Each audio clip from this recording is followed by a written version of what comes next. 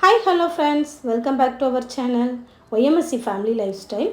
First time நம்ம சேனலை பார்க்குறீங்கன்னா மறக்காமல் நம்ம சேனலை சப்ஸ்கிரைப் பண்ணிக்கோங்க.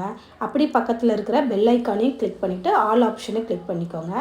அப்போ தான் நம்ம ஃப்யூச்சரில் போடுற வீடியோ எல்லாம் உங்களுக்கு நோட்டிஃபிகேஷனில் கிடைக்கும்.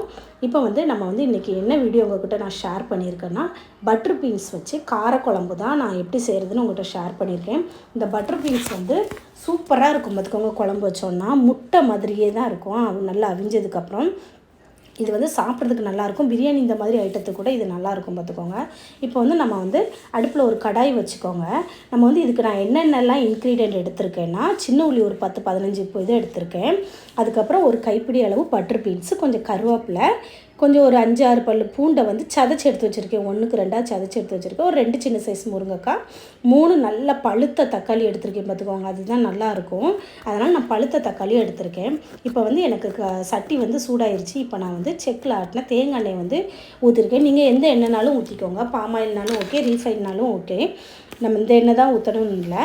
நான் தேங்காய் எண்ணெய் எடுத்திருக்கேன். இப்போ எண்ணெய் நல்லா காஞ்சி வந்ததுக்கப்புறமா நான் கொஞ்சம் கடுகு போட்டிருக்கேன். அதுக்கு தாளிக்கிறதுக்கு கடுகு நல்லா பொரிஞ்சு வந்த டைமில் நான் கொஞ்சம் வாசனைக்காக பெருஞ்சீரகம் போட்டிருக்கேன். பெருஞ்சீரகம் வாசனை கொஞ்சம் நல்லாயிருக்கும். அதனால் நான் பெருஞ்சீரகம் போட்டிருக்கேன். பார்த்துக்கோங்க. இது ரெண்டும் நல்லா வெந்து வந்த டைமில் நான் சின்ன சின்னதாக வெட்டி வச்சுருக்கிற சின்ன உள்ளியையும் போட்டு நல்லா அந்த எண்ணெயிலேயே நம்ம நல்லா வதக்கி எடுத்துக்கலாம். எண்ணெயும் கொஞ்சம் நல்லா ஊற்றிருக்கிறதுனால நல்லா வெந்து வரும். பார்த்துக்கோங்க, நம்ம போட்ட உடனேயே நல்லா சூப்பராக வெந்து வந்துடும். பாருங்களேன், வெங்காயம் எவ்வளோ அழகாக வெந்து வந்துருக்குன்னு. இந்த டைமில் நம்ம கருவேப்பிலையும் ஆட் பண்ணிக்கோங்க. கருவேப்பிலையும் ஆட் பண்ணி நல்லா வதக்கி விட்டுக்கோங்க. அப்புறம் நான் அந்த பூண்டை 1க்கு 2 சதைச்சி வச்சுருந்தேன் இல்லையா, அதையும் போட்டுக்கோங்க. இதை ஃபைன் பேஸ்ட்டாக அரைக்க வேண்டாம். சதைச்சி எடுத்து போட்டாலே அந்த மனம் நல்லா இருக்கும். பார்த்துக்கோங்க, அதையும் போட்டுட்டு அந்த பூண்டோட பச்சை வாசனை போகிற வரை மட்டும் கொஞ்சம் நல்லா வதக்கி விட்டுக்கோங்க.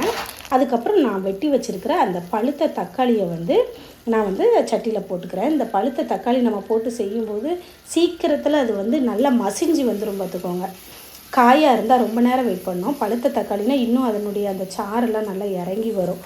அதனால் நான் பழுத்த தக்காளி எடுத்துருக்கேன். ஏன்னா புளியும் கொஞ்சம் குறைச்சி தான் நம்ம ஊற்றுவோம். அதனால் தக்காளியோட டேஸ்ட்டு தான் கொஞ்சம் நல்லா தூக்கலாக இருக்கும். அதனால் 3 தக்காளி பழுத்த தக்காளி எடுத்து நல்லா கிளறி விட்டுக்கோங்க. பாருங்களேன், நான் போட்டு கிளறினோடனே எப்படி நல்லா மசிஞ்சு வந்த மாதிரி தக்காளி வந்துருச்சு பாருங்கள். அதான் பழுத்த தக்காளி போட்டால் நம்மளுக்கு கொஞ்சம் இன்னும் அந்த இது இறங்கி வரும். அதனால தான் அப்படி சொன்னேன். அப்புறம் நான் வெட்டி வச்சுருக்கிற அந்த 1க்கு பாதியாக வெட்டி வச்சுருக்கிற அந்த 2 முருங்கைக்காயையும் நான் இதில் போட்டு அந்த எண்ணெயிலேயே நான் வதக்கி எடுத்துக்கிறேன். அந்த எண்ணெயில் வதக்கி எடுத்தால் தான் முருங்கைக்காவும் டேஸ்ட்டும் நல்லா இருக்கும். பார்த்துக்கோங்க, இதை வதக்கி நல்லா முருங்கைக்காவும் வதக்கினதுக்கப்புறம் நான் வெட்டி வச்சுருக்கேன், நான் எடுத்து உரிச்சு வச்சுருக்கேன் இல்லையா பட்டர் பீன்ஸு, அதையும் போட்டுக்கலாம். பட்டர் பீன்ஸ் கிலோ 180 ரூபாக்கிட்ட சொன்னாங்க. நான் 1/4 கிலோ வாங்கியிருந்தேன். பார்த்துக்கோங்க, பீன்ஸ் நல்லா விளைஞ்சி நல்ல இதாக தான் இருந்துச்சு. கழிவே இல்லை. தூர போடுற மணிக்கு அப்படி கழுவி விளையாதது அப்படிலாம் இல்லை. எடுத்த எல்லா பீன்ஸுமே கொஞ்சம் நல்லா தான் இருந்துச்சு. நம்ம பார்த்து தானே எடுக்கணும். அதனால் அது நல்லா விளைஞ்சிருக்கா என்னென்னு மேலோடையே அந்த ஸ்கின்னோடையே பார்த்து எடுக்கலாம். அதை எடுத்து இப்போ நல்லா நான் அந்த எண்ணெயிலேயே பட்டர் பீன்ஸையும் நல்லா வதக்கிக்கிட்டேன். பார்த்துக்கோங்க, இங்கே பாருங்களேன், நல்லா வதங்கி வந்துட்டு இந்த டைமில் நம்ம என்ன பண்ணணும்னா, நான் கொஞ்சோல இதுக்கு நான் ஒரு சின்ன சைஸ் அளவுக்கு தான் புளி எடுத்து ஊற வச்சுருக்கேன். நீங்கள் புளி போட்டுக்கோங்க. சின்ன சைஸு நெல்லிக்காய் அளவில் உள்ள புளி கோரை போட்டு வச்சுக்கோங்க, சரியா? அதுக்கப்புறம் நான் இதுக்கு ஒரு 1.5 ஸ்பூன் வத்தல் பொடி போட்டிருக்கேன். ஏன்னா நம்ம இதுக்கு மிளகாய் எதுவுமே போடலை. இந்த வத்தலோட காரம் மட்டும்தான் நமக்கு. அதனால் நான் ஒரு 1.5 ஸ்பூன் முழு வத்தல் பொடி போட்டிருக்கேன். அதுக்கப்புறம் ஒரு 1.5 ஸ்பூன் தனியாத்தூள் போட்டிருக்கேன், மல்லித்தூள் போட்டிருக்கேன். இது ரெண்டையும் போட்டு அந்த எண்ணெயிலேயே பச்சை வாசனை போகிற வரை நல்லா வதக்கி எடுத்துக்கோங்க. அப்போ தான் அதனுடைய டேஸ்ட்டு இந்த காரக்குழம்புக்கு செமையாக இருக்கும். பார்த்துக்கோங்க, நம்ம எந்த அளவுக்கு எண்ணெயில் வதக்குறோமோ அந்த அளவுக்கு அந்த குழம்போட டேஸ்ட்டும் இருக்கும். நம்ம எண்ணெயில் வதக்கும் போது அதனுடைய டேஸ்ட்டு இன்னும் தூக்கலாக இருக்கும். பார்த்துக்கோங்க, இப்போ எனக்கு எண்ணெயில் வதங்கி வந்துருச்சு. இந்த டைமில் நான் கொஞ்சம் தண்ணி ஊற்றி அது வேகணும் இல்லையா, அந்த முருங்கைக்காவும் பட்டர் பீன்ஸ் நமக்கு நல்லா வெந்து வரணும். அதுக்காண்டி நான் ஒரு கப் அளவுக்கு தண்ணி ஊற்றி வேக வச்சுருக்கேன். இது நல்லா வெந்து வரட்டும்.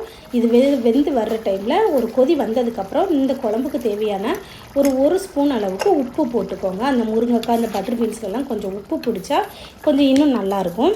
அதனால் நம்ம உப்பு போட்டுட்டு நல்லா வேக வச்சுக்கோங்க. நல்லா மூடி போட்டு அதை அப்படியே வேக வச்சுருங்க.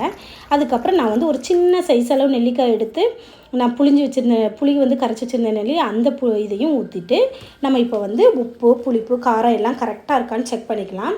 ஏன்னா இனி வற்ற விட்ருவோம் நம்ம. இந்த டைமில் எல்லாம் கரெக்டாக இருந்துச்சுன்னா நீங்கள் மூடி போட்டு அப்படியே மூடி வச்சுருங்க. அது நல்லா கொதித்து அது நல்லா வற்றி வரணும் அந்த காரக்குழம்பு. இந்த காரக்குழம்பு வந்து எந்த அளவுக்கு நம்ம வற்ற விட்றோமோ அந்த அளவுக்கு டேஸ்ட்டு வந்து சுவையோ சுவை சூப்பராக இருக்கும் பார்த்துக்கோங்க. நம்ம அந்த குழம்புல சுட சுட சாதத்தில் இந்த இந்த பட்டர் பீன்ஸ் காரக்குழம்பு ஊற்றி சாப்பிட்டு பாருங்களேன். ஒரு பப்படமும் போட்டு உடச்சி வச்சு சாப்பிட்டு பாருங்கள். அதனுடைய டேஸ்ட்டு வந்து வேறு லெவல் தாங்க.